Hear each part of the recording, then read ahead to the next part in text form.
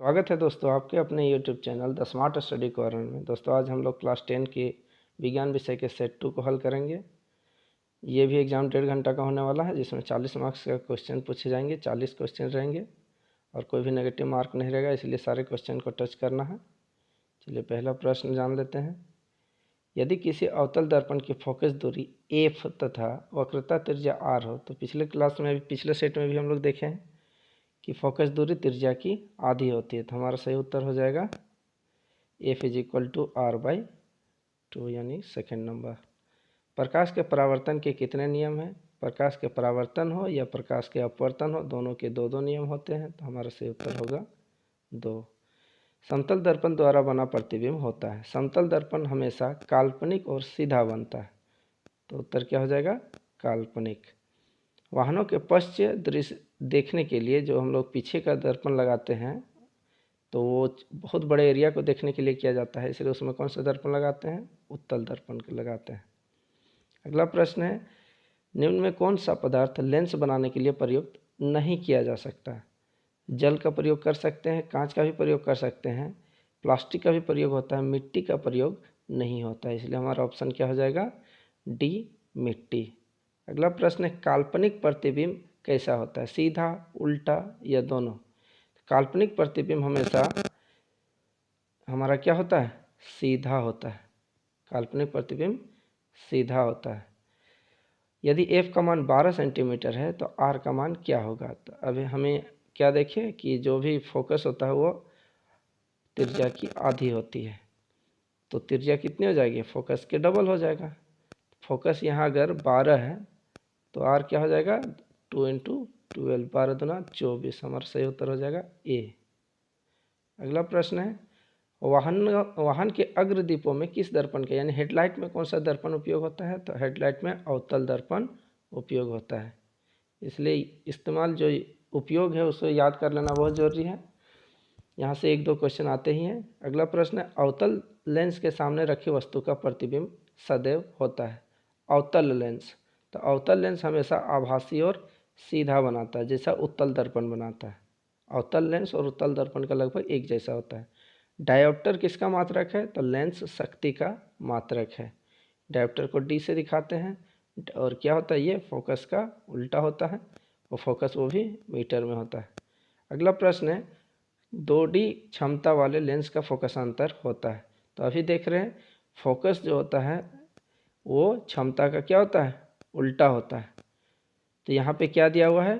Focus को भी हम लोग 1/p बोल सकते हैं, पावर, शक्ति, क्षमता। तो यहाँ पे हम लोग क्या होना चाहिए? फोकस मीटर में होना चाहिए, और सभी ऑप्शन सेंटीमीटर में, तो इसको हम लोग कन्वर्ट कर लेंगे, तो ये हो जाएगा 1/2। अब इसको सेंटीमीटर में बदलना है तो 100 से मल्टीप्लाई करना होगा, तो 250 या 250 से 100 काट देंगे तो हमारा ऑप्शन हो जाएगा 50, यानी कि ऑप्शन डी 50 हमारा सही उत्तर हो जाएगा। 50। आँख के रंगीन भाग को क्या कहते हैं? आँख के रंगीन भाग को आइरिस कहते हैं। मानव नेत्र के जिस भाग से किसी वस्तु का प्रतिबिंब बनता है उसको हम लोग रेटिना या दृष्टिपटल कहते हैं। अगर दृष्टिपटल ना हो तो रेटिना भी कह सकते हैं इसको। रेटिना ऑप्शन हो तो रेटिना मारना है। अगला प्रश्न है, दिए गए समीकरण में कौन सी रासायनिक अभिक्रिया हो रही है? दिए गए समीकरण में कौन सी रासायनिक अभिक्रिया हो रही है? अगर यहाँ देखा जाए, सोडियम हाइड्रोकार्बोनेट को तोड़ा गया है। सोडियम कार्बोनेट पानी और कार्बन डाइऑक्साइड में तोड़ा गया है, तो तोड़ना क्या होता है? वियोजन। कौन सा रासायनिक समीकरण संतुलित है? अगर यहाँ देखा जाए फर्स्ट ऑप्शन में, तो सोडियम 2 और सोडियम ये अभिकारक में 2 और उत्पाद में 1 है, तो ये तो हमारा गलत हो गया। एल्युमिनियम 4, यहाँ भी एल्युमिनियम 4, लेकिन ऑक्सीजन यहाँ 4, ऑक्सीजन यहाँ 3, ये भी गलत हो गया। कॉपर यहाँ 2, कॉपर यहाँ 1। अगर ऑप्शन में संतुलित ना हो तो सी हमारा करेक्ट हो जाएगा, लेकिन अगर कोई 4 ऑप्शन में कोई सही हो तो उसे मारना है। यहाँ जिंक 1 है, यहाँ जिंक 1 है, यहाँ सल्फेट 1 है, सल्फेट भी 1 है। चलिए कॉपर 1 है, कॉपर 1 है, तो हमारा सही उत्तर हो जाएगा डी।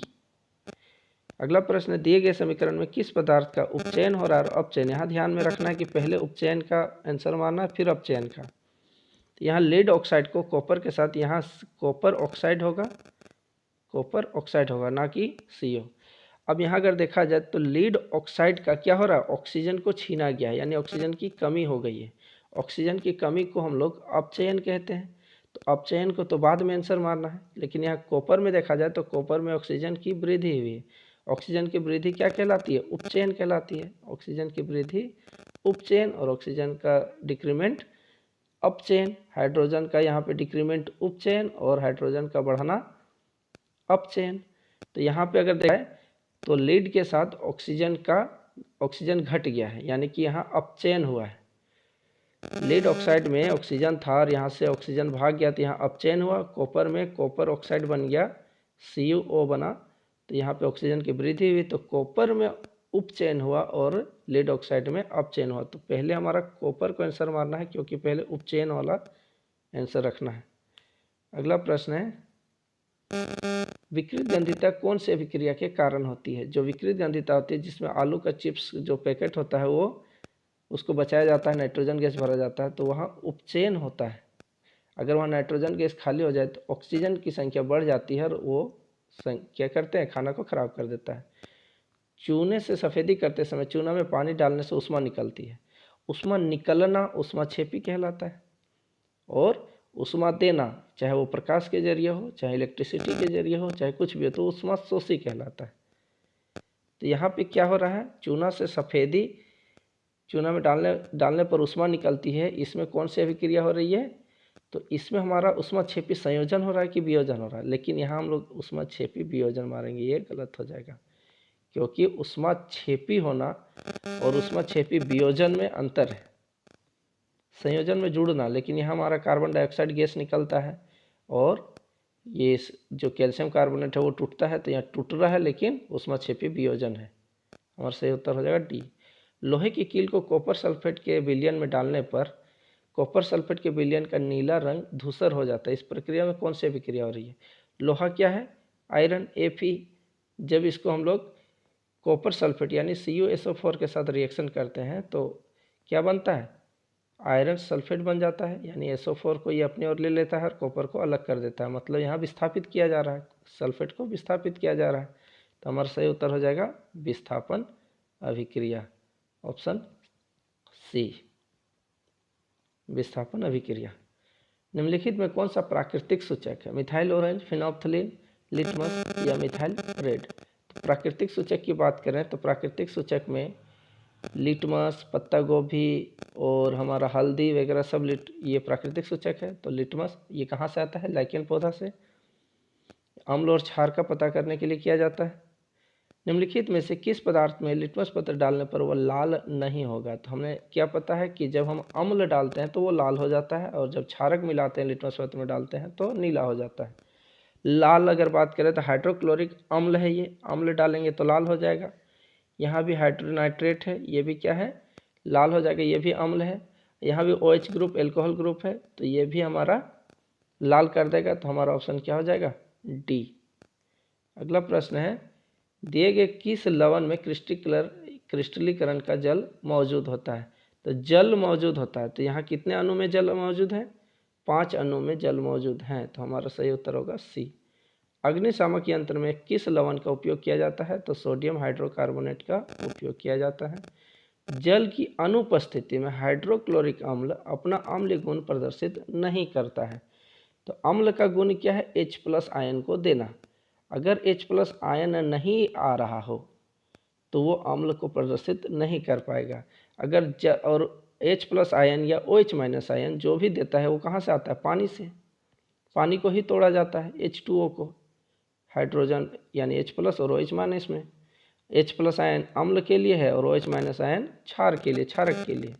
जल अगर है ही नहीं तो अम्ल डाले या कुछ भी H+ आयन रिलीज नहीं करेगा तो वो पता नहीं चलेगा। तो यहाँ H+ आयन की उपस्थित नहीं रहता है, इसलिए वो अम्लीय गुण को प्रदर्शित नहीं करता है। अगला प्रश्न है, पदार्थ ABCD दिया हुआ है जिसका pH मान क्रमशः दिया हुआ है 2, 7, 10 और 14। इसमें बताना है कि अम्ल कौन है। तो हमें पता है कि pH स्केल में 7 को उदासीन कहा गया है, जो पानी को रखा गया, और 7 से 14 तक को क्षारक कहते हैं, क्षारक।